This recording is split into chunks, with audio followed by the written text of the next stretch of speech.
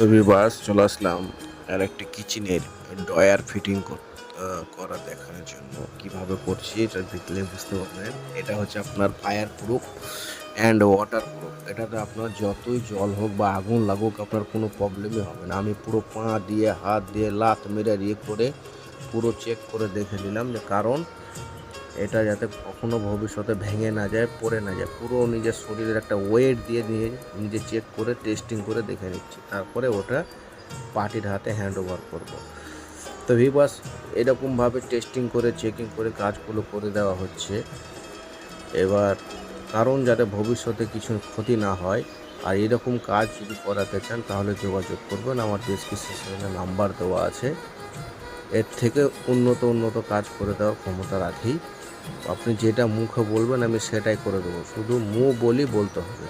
খরচা আপনার, ফুটানি আমার। ধন্যবাদ সাথে থাকার জন্য।